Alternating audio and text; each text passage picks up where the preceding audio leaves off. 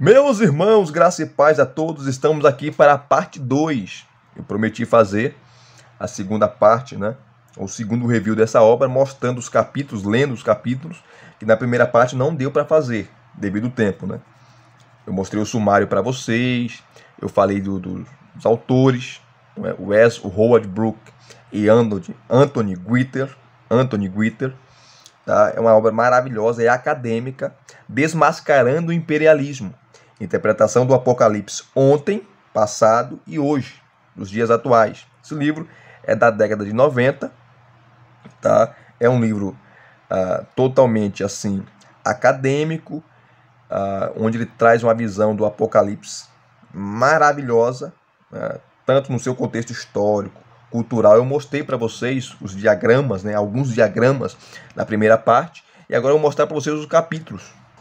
E ele trabalha assim, esmiuça, para você entender melhor o contexto histórico, cultural do livro de Apocalipse, o culto ao imperador, as 7 igrejas ali, que o livro foi escrito para 7 igrejas.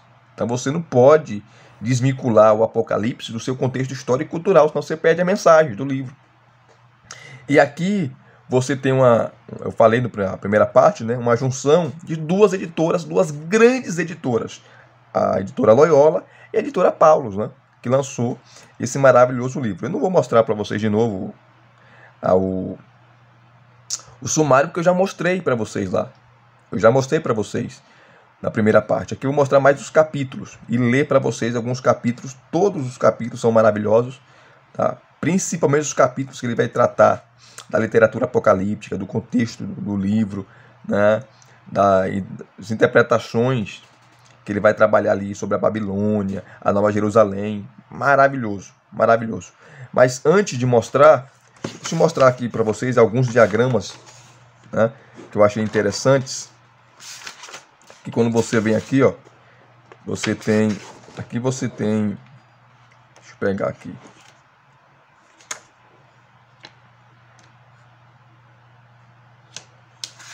Cadê?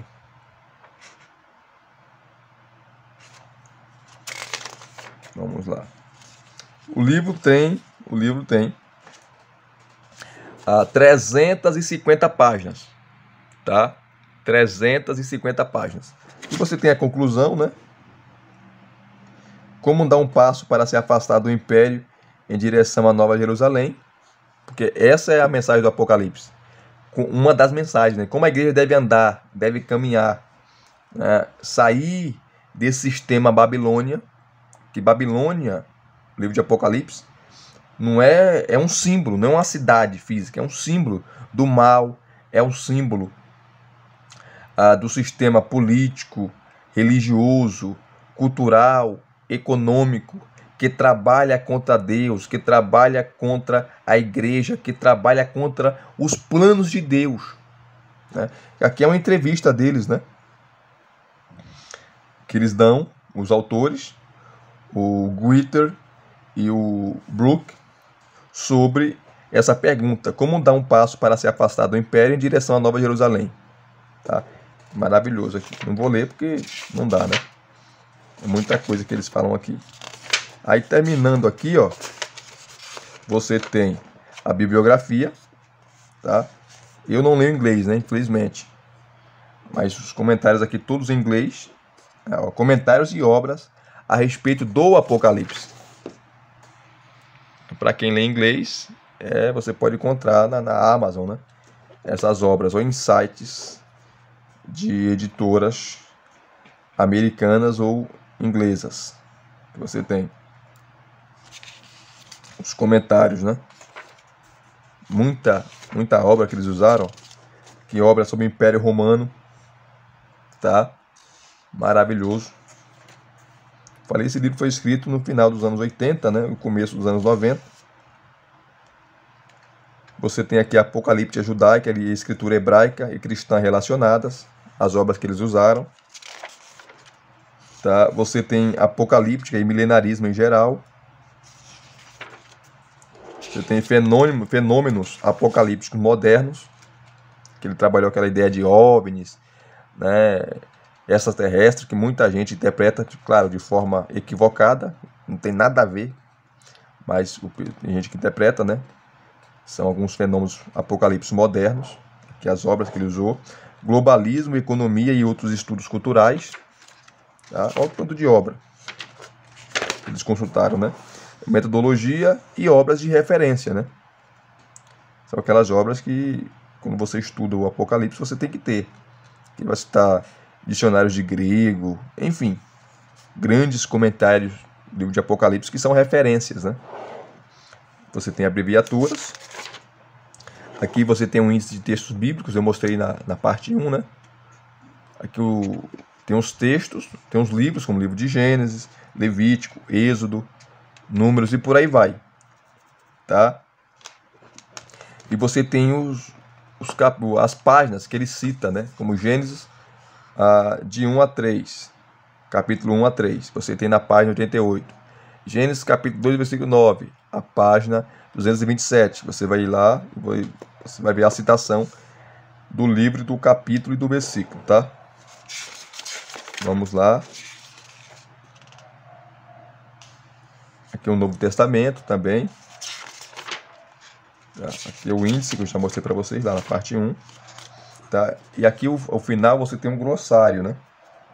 Ou melhor, você tem uma lista de quadros, diagramas e figuras. E os quadros. Tá? Aqui ele faz um paralelo, né? Paralelismos entre as narrativas de experiência de quase morte e o livro de Apocalipse. Que é algumas interpretações que as pessoas têm, né? Sobre o livro de Apocalipse. Aqui, a página 47. Que é o primeiro capítulo, né? Ele trabalha essas questões.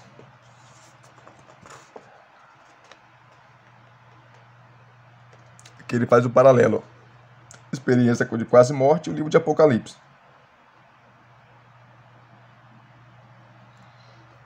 Tá? Ele faz esse paralelo aqui. O outro aqui, ó. Deixa eu pegar. Aqui tu vai pegar textos que tratam da luta pela restauração pós-exílica.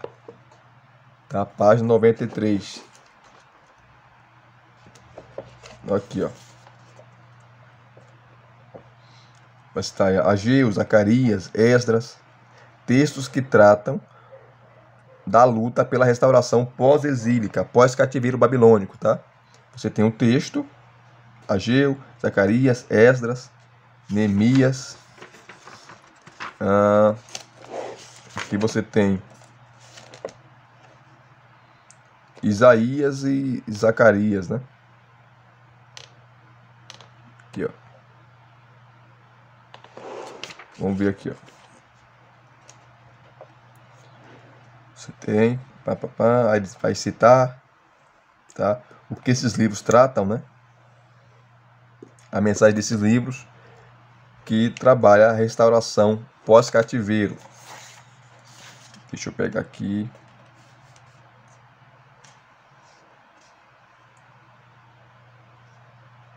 Cadê? Eu mostrei aqui já para vocês.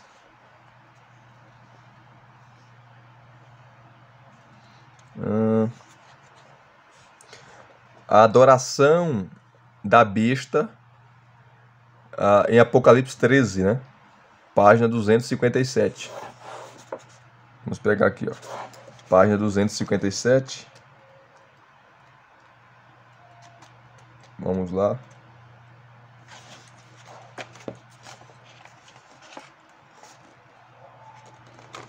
Olha que interessante. Tá, você tem a cena, quem adora, títulos para os que são adorados, forma de adoração, conteúdo da adoração. Primeiro, cena, a visão do dragão e das duas bestas. Capítulo 13, de 1 a 15. Quem adora a terra inteira, todos os habitantes da terra, aqueles cujo nome não está escrito no livro da vida, os perdidos. Títulos para os que são adorados, o dragão e a besta. Formas de adoração, fazem uma imagem em honra da besta, aqui fala do culto ao imperador, né? E é infundido espírito à imagem da besta, de modo que ela possa falar. Olha que coisa. E conteúdo da adoração. Quem é comparável à besta? E quem pode lutar contra ela? Você vê a infâmia, a blasfêmia, a arrogância, a soberba, né, desses adoradores, né? Interessante. Muito interessante. Então, aqui termina, né? E no final você tem um mapa da província da Ásia e seus arredores, tá? Interessante. Vamos pegar aqui sobre a besta, né? Já estamos falando sobre ela. Você tem um capítulo, né, que trata sobre essa questão.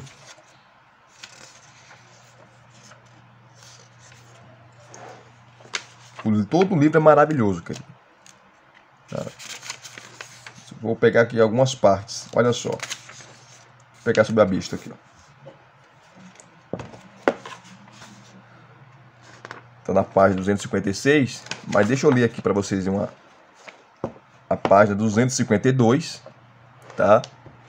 Vou ler uma parte para vocês. Ele vai falar aqui, ó. Estes que estão trajados com vestes brancas, quem são e de onde vieram? Que ele está falando, né, sobre a adoração do livro de Apocalipse. Vários capítulos falam de adoração, de louvor, como o capítulo 4, os 24 anciãos, os 4 seres viventes. Há uma disputa muito grande para saber quem são esses 24 anciãos, os 4 seres viventes, né? Que alguns falam que representam a criação louvando a Deus, outros falam que são os 4 evangelhos, que cada evangelho trata de uma faceta da vida de Jesus. Enfim, há várias interpretações. Vamos lá. A terceira cena litúrgica é narrada depois da história da abertura dos 6 primeiros selos do livro pelo Cordeiro. Como vimos no capítulo 5 acima, a abertura dos 4 primeiros selos solta uma série de cavalos coloridos e efeitos políticos com os quais cada um está associado. Citando lá Zacarias, né? O 5º selo revela sobre o altar as vidas dos que tinham sido imolados por causa da palavra de Deus e do testemunho que dela tinham prestado, falando do martírio. A isso seguem os sinais cósmicos do 6º selo, que removem o véu que separa o céu da terra e evocam a tentativa aterrorizada dos da terra de se esconderem da face daquele que está sentado no trono e da ira do Cordeiro. Em seguida, a essa cena, os anjos marcam o povo de Deus como proteção contra uma série de pragas iminentes, exatamente como no primeiro Êxodo. Então você vê o paralelo, né, entre o Antigo Testamento com o Apocalipse. João ouve o número dos que foram marcados. São 144 mil de todas as tribos dos filhos de Israel. Lembrando que aqui não é literal, né? Quem trabalha e literalizar esses 144 mil judeus de fato sendo marcados literalmente, vai ter problemas. Mas essa não é a questão aqui. Então vê algo diferente. Uma grande multidão, que ninguém podia contar, de todas as nações, tribos, povos e línguas, estavam de pé diante do trono e diante do Cordeiro, trajados com vestes brancas e com palmas na mão. Tá? Como observou John Smith, um grande estudioso, tem até um comentário dele do livro de Apocalipse, ele é muito citado, né? O que João ouve é, com frequência, descrito de modo diferente daquilo que ele vê. Neste caso, sugere não haver 2 grupos presentes, mas um único, visto sob 2 aspectos diferentes. A antiga aliança e a nova aliança, né? A multidão incontável que ninguém podia contar, de todas as tribos, as nações, povos e línguas, é o novo Israel, é a igreja. O número perfeitamente completo, representado pelos 12 mil de cada uma das 12 tribos históricas, né, de Israel. Então, Israel, ao contraste, Israel é numerável. Tá? O universo da salvação é inumerável. O texto está falando da inumerabilidade do servo de Deus, da igreja. Enquanto Israel é contável, é contável, 12 tribos, né? O universo da salvação é incontável. Não dá para medir, não dá para contar. É como as estrelas do céu, é como a areia do mar. Esse é o contraste do capítulo 7.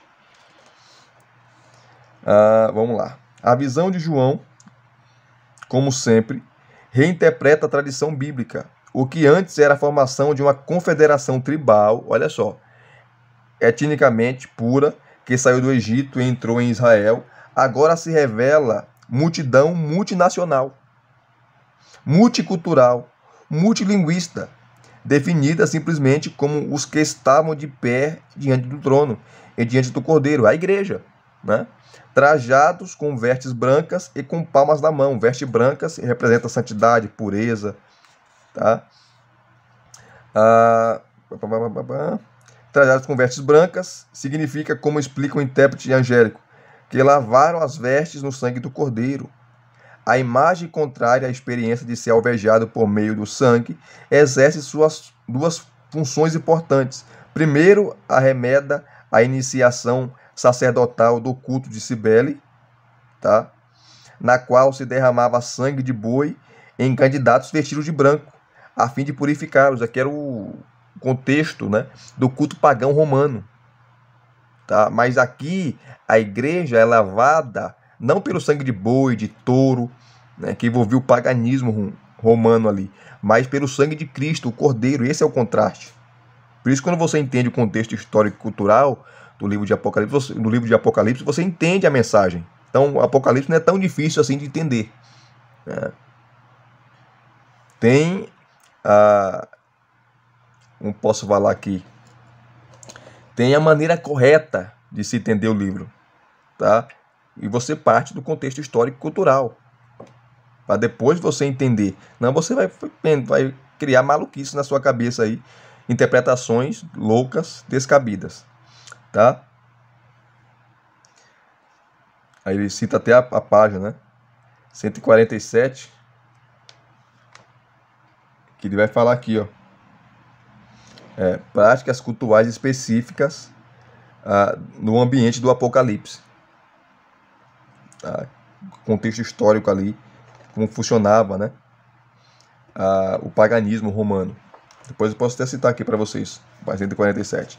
Aí ele continua. Segundo, reverte a lógica da tradição israelita de guerra santa, na qual as pessoas que matavam durante a guerra, tinham de lavar as vestes para remover o sangue dos inimigos, a fim de serem purificados. Olha só, no Apocalipse, para alcançar a pureza, não é preciso remover o sangue do inimigo, mas a participação no próprio sangue do Cordeiro, que gera pureza. O contexto imediato em que essa participação tem lugar é o da adoração eucarística. Aqui, como ele é católico, né? Ele usa a palavra eucaristia, eucarística, que é a ceia, né, das igrejas, eclésia, que indica a disposição de participar, de partilhar do próprio sangue, oferecendo-se ao império em sacrifício. Os cristãos se oferecendo em sacrifício ao império, né, não negando a sua fé em Cristo. Um ancião intérprete usa imagens da festa dos tabernáculos para observar que sobre estes, aquele que está sentado no trono estenderá sua tenda. Né? Em grego, eskenosei, que significa literalmente acampará. Né? Acampará. O acampa, né? Acampará. Assim, quando o céu se afastar como um livro enrolado, os que estão na terra tentam se ocultar de Deus. Entretanto, os que lavaram as vestes no sangue do Cordeiro experimentam essa mesma realidade, como dando abrigo contra a fome, a sede e o calor ardente no sol. Olha que interpretação maravilhosa, né? O Cordeiro que é Cristo, que será o seu pastor, os conduzirá até as fontes de água da vida. Olha só. E Deus enxugará toda lágrima de seus olhos. A imagem é tirada diretamente de Isaías, capítulo 49, versículo 10 e capítulo 25, versículo 8, a qual João acrescentou a presença e o papel do Cordeiro, que é Cristo. É uma imagem maravilhosamente alegre do terno papel paternal de Deus na Nova Jerusalém, que alguns acham fora de propósito, em meio a cenas de pragas, violência e vingança.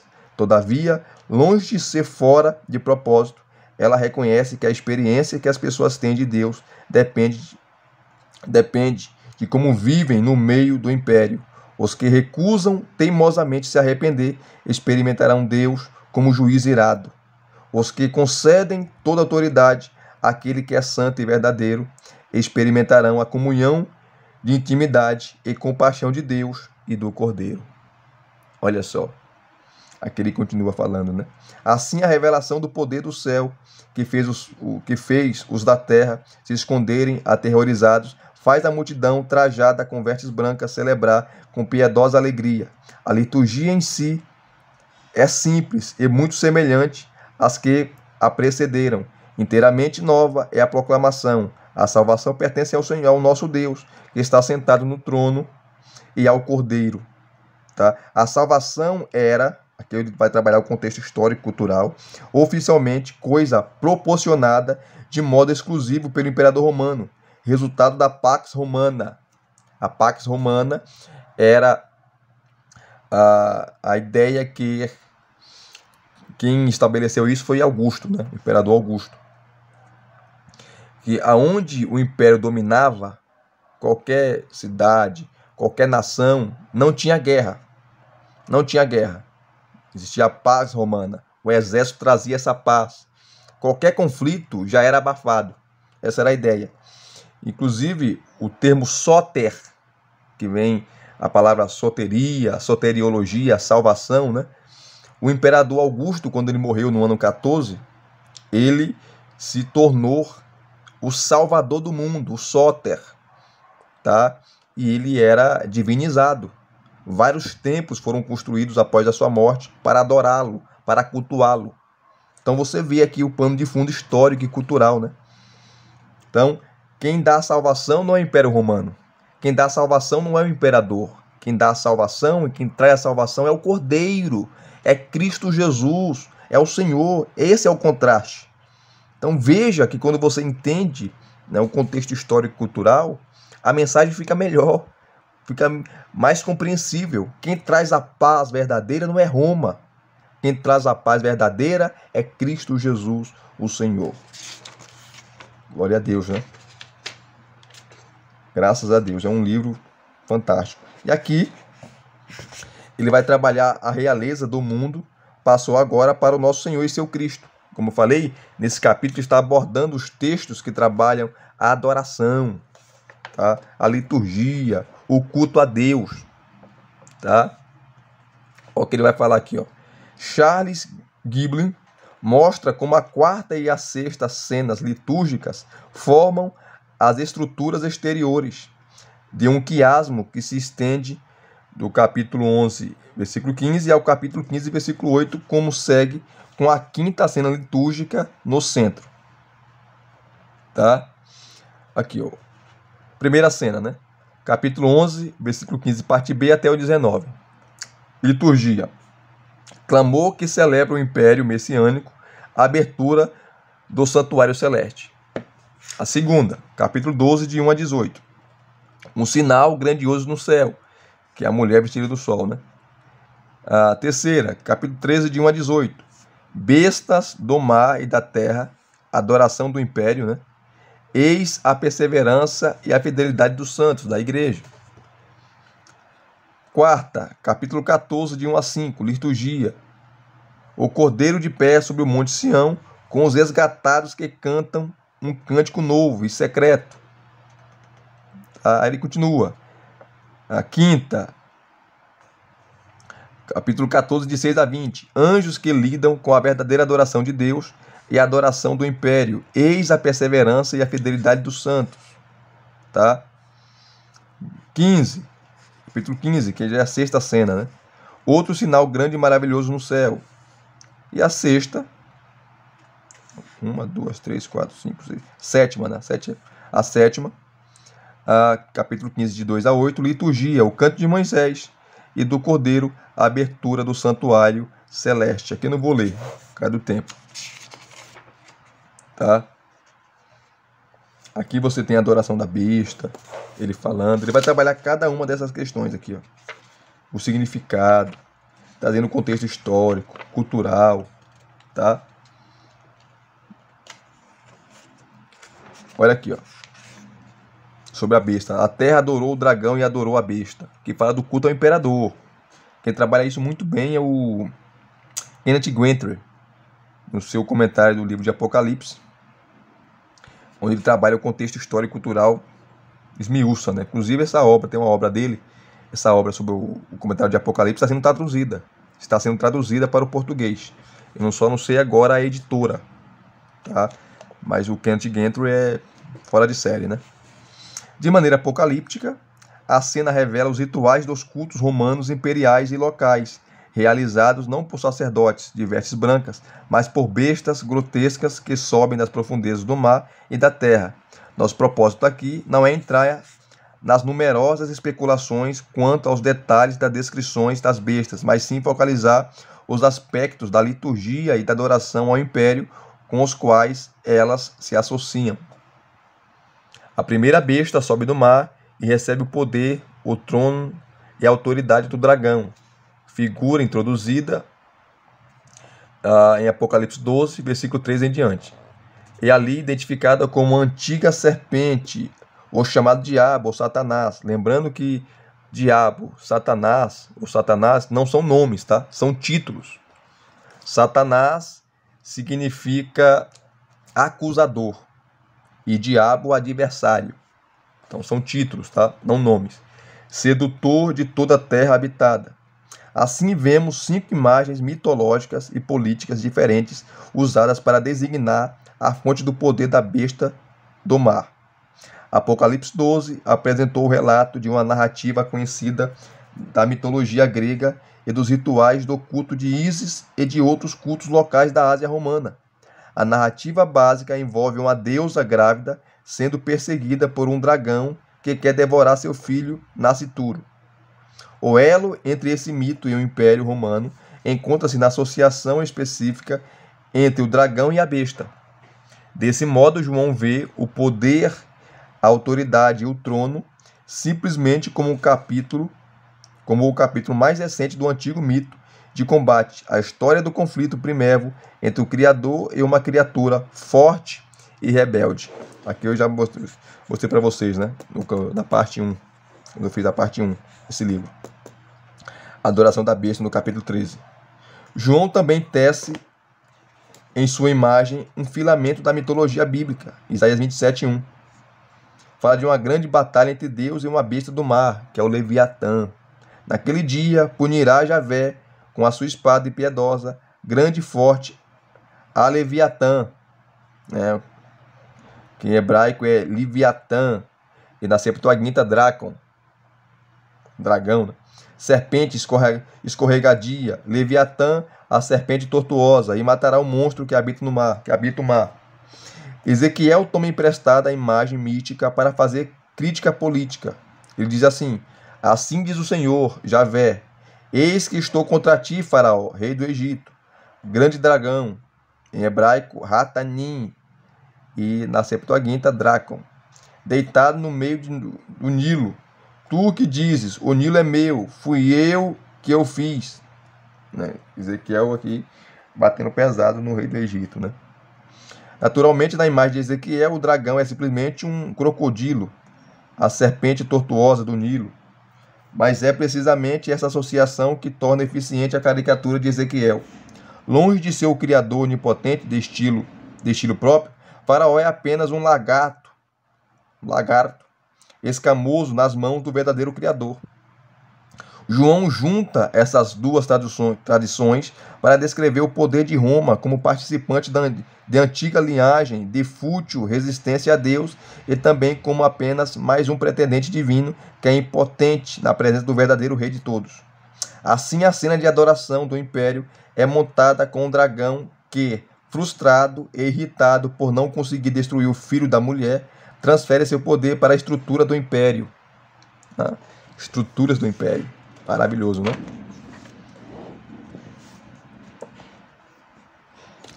Aí ele fala aqui, ó, a reação imediata A reação imediata da terra inteira é, cheia de admiração, seguir a besta e adorar o dragão e a besta.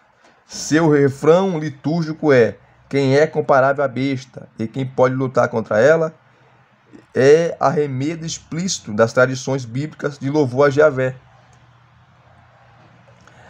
E expressa a enorme capacidade da besta, inspirada pelo dragão, de obter a fidelidade no meio da humanidade. Então, os cultos pagãos ali, os cultos ao imperador, que estava por trás daqueles cultos, levando o povo ao paganismo, levando o povo a cultuar os deuses romanos e ao imperador, era o diabo, era Satanás. É ele que estava por trás, o dragão, instigando o povo a adorar. Essa é a mensagem. Aqui ele continua. Tá? Eu vou parar por aqui, que é muita coisa aqui, ó, para ler. Tá? Então você está vendo que livro maravilhoso. Tá? Maravilhoso. Ele fala sobre a paródia, né? Ó, a paródia continua com o aparecimento de outra besta, esta saindo da terra, além de falar como um dragão, isto é, com a língua bifurcada, mas bajuladora da serpente, não com um rugido bestial. A besta da terra tem toda a autoridade da primeira besta. Ademais, ela opera grandes maravilhas, até mesmo a de fazer descer fogo do céu sobre a terra, à vista dos homens, que fala sobre o culto, né? A idolatria. Gregory Bill mostra que para o povo da Ásia romana, a besta do mar se adaptava à experiência que tinham da própria Roma saindo do mar, em navios, enquanto a besta da terra simbolizava a elite nativa que colaborava com Roma. Price apresenta indícios para concluir que o contexto imediato desse poder é o culto provinciano de Domiciano em Éfeso, com sua colossal estátua de culto. Ele mostra como parte dessa liturgia imperial incluía a aparente realização de milagres, como o descrito de nosso texto. Esse espetáculo engana as pessoas para que elas acreditem nas alegações da besta a favor do império e seus líderes. Em outras palavras, o poder da segunda besta é, como diz Jacques Ellul, propaganda. Fogo do céu, grandes maravilhas, imagens que falam, são todos meios pelos quais o império seduz as pessoas para a submissão e adoração. Não se trata de modo algum de pessoas crédulas serem enganadas por truques de mágica. É antes o processo altamente organizado, tecnicamente hábil e psicologicamente eficaz de criar uma realidade falsa, sistemática, que se disfarça como o jeito que as coisas são. Olha só. Aí ele continua a trabalhar essa questão, né? Que envolve ali a adoração, e por trás disso, tá? Está Satanás, o diabo. Ele continua aqui trabalhando, né? Vai do capítulo 14 até o capítulo 15. Até o capítulo 15. Tá? Que maravilha, que maravilha. É fantástico, né? É fantástico. Deixa eu pegar aqui, ó. Deixa eu ver.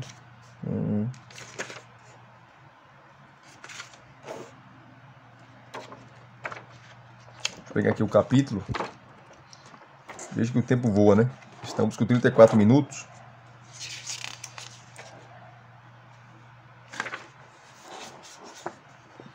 Que é o capítulo 2, sobre as raízes e os ramos dos escritos apocalípticos, né? Lá no Antigo Testamento.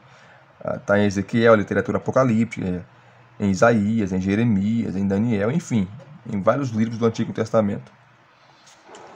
Aqui, ó. A leitura do Apocalipse em seu contexto, a Roma Imperial e o cristianismo no século I. Tá? Vamos pegar aqui a página 125. Onde ele vai tratar sobre a política imperial. Ele começa aqui, ó. Como que era a política imperial? Tá? Ele vai tratar de maneira assim espetacular. O povo da província romana da Ásia não se considerava subjugado nem ocupado por Roma. Ao contrário dos povos da Judéia, da Gália e da Grã-Bretanha, o povo da Ásia escolheu, em vez de resistir ao domínio romano,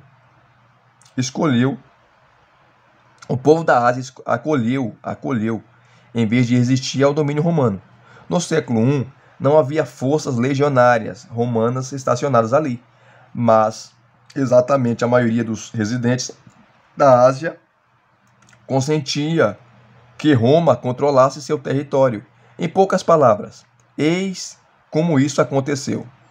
A província da Ásia foi incorporada sob o controle de Roma no ano 133 a.C., na região geográfica maior da Ásia Menor, que hoje é a atual Turquia, né? Ásia Menor hoje é a atual Turquia. É significativo que isso tenha sido conseguido não pela força, mas pela concessão do território a Roma pelo rei Átalo de Pérgamo. Tá? E aqui tem as notas de rodapé, né? Maravilhosa. Mais para o interior, a região da Frígia foi anexada no ano 116 a.C. A única resistência verdadeira ao domínio romano surgiu entre os anos 88 e 86 a.C., com a expulsão temporária da Ásia da autoridade romana por um rei local apoiado pela elite e pelas classes mais pobres. Em 31 a.C., a vitória de Augusto, né, o imperador romano, que sucedeu Júlio César, a vitória de Augusto pôs fim à guerra entre a elite romana, o que fez com que o mundo de língua grega aceitasse tacitamente a inevitabilidade e a conveniência do domínio romano. A rapidez com que os templos imperiais foram construídos na Ásia romana depois da vitória de Augusto demonstra que a elite, pelo menos, aceitou-a prontamente. Com sua vitória, Augusto pôs fim à guerra civil no Império, reconhecendo os benefícios de manter uma possessão imperial harmoniosa e estável. Augusto concedeu à província o cancelamento de seu débito com Roma. Antônio Macro explica: isso cativou a boa vontade de toda a Ásia e deu aos helenistas, os gregos, né, aqueles que aderiram à cultura grega, né, aos helenistas,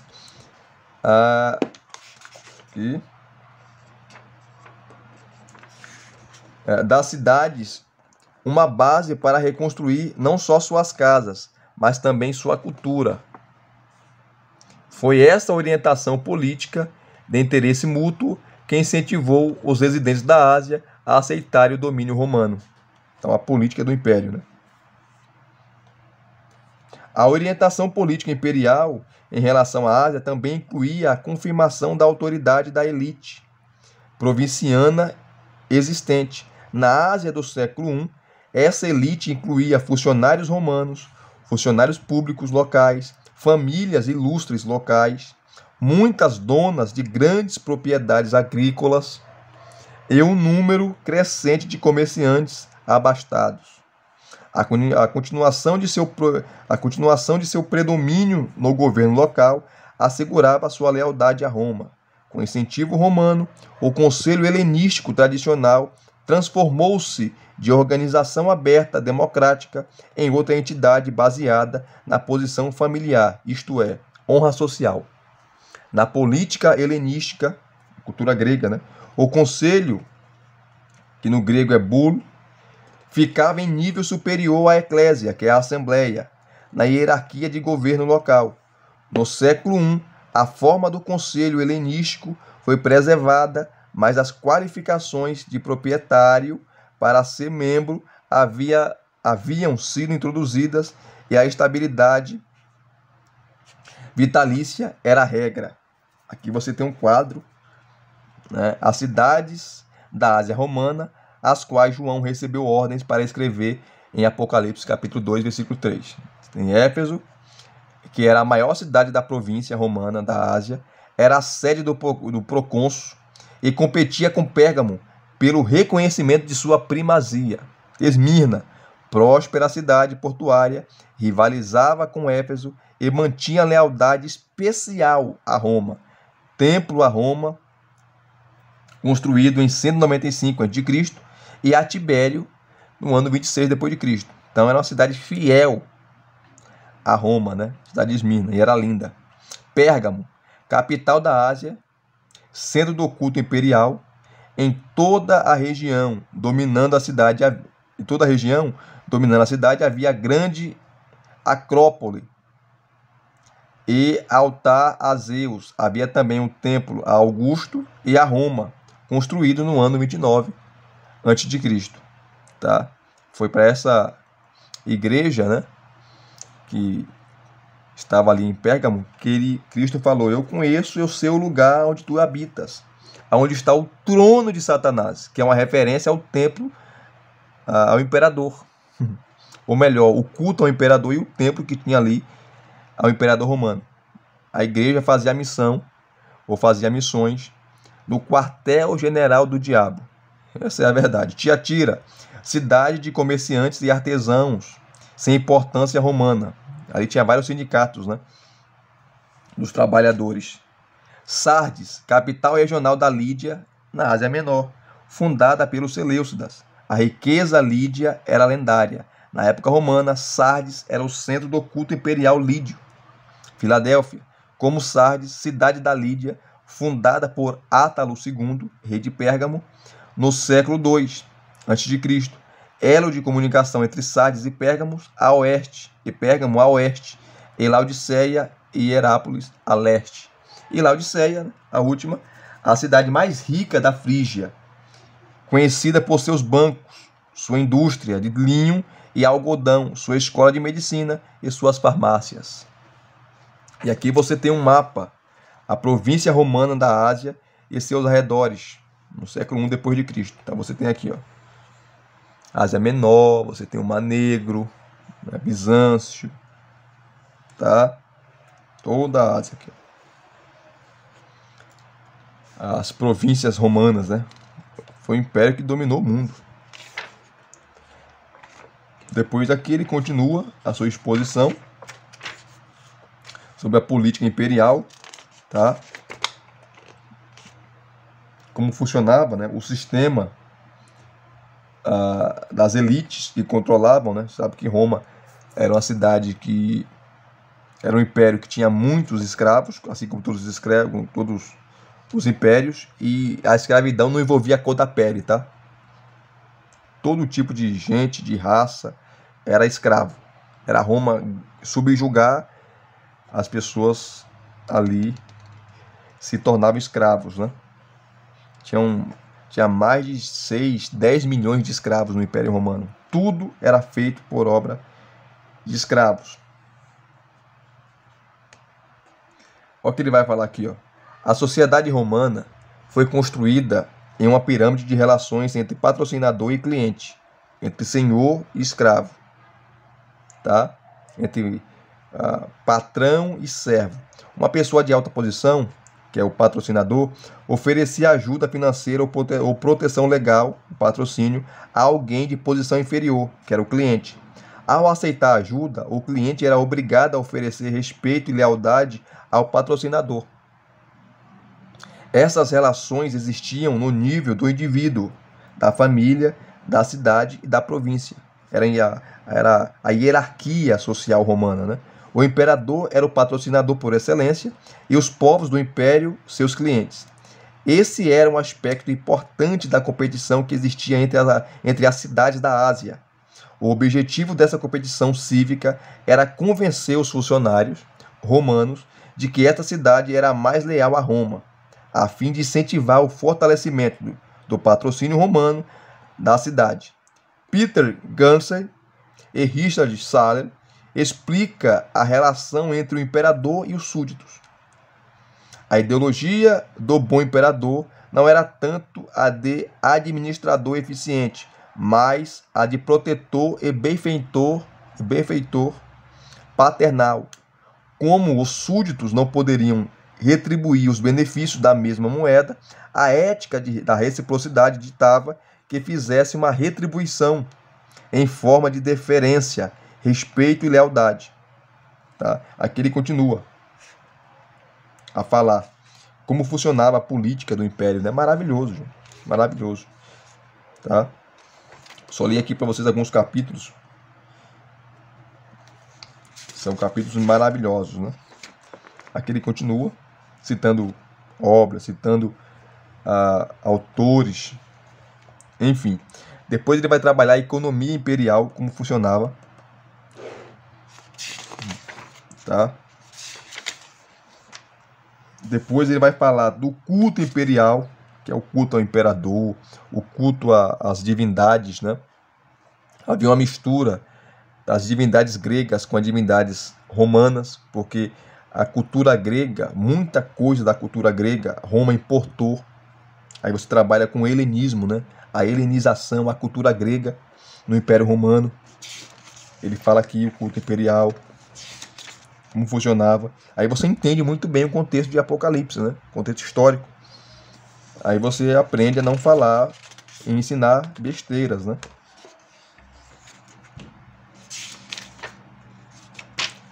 Tá? Aqui fala de cultos locais na Ásia Romana.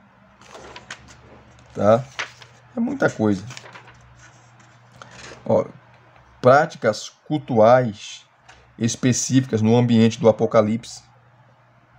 Tá? Que vai falar sobre Cibele, vai falar sobre Osíris e Ísis, tá? Como funcionava esses cultos. Fala sobre Mitra, o mito imperial,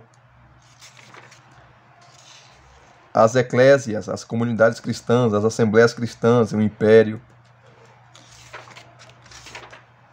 Tá? E no final ele faz sempre perguntas, né? Perguntas para refletir. Aí parte para outro capítulo, né? Muito bom. Eu só li para vocês aqui algumas coisas, mas poderia ler outras coisas. Então você já viu, ou vocês já viram, que essa obra é espetacular, que essa obra é maravilhosa, tá? Tratando sobre o ambiente histórico, cultural, os textos, os contrastes que eles fazem, né?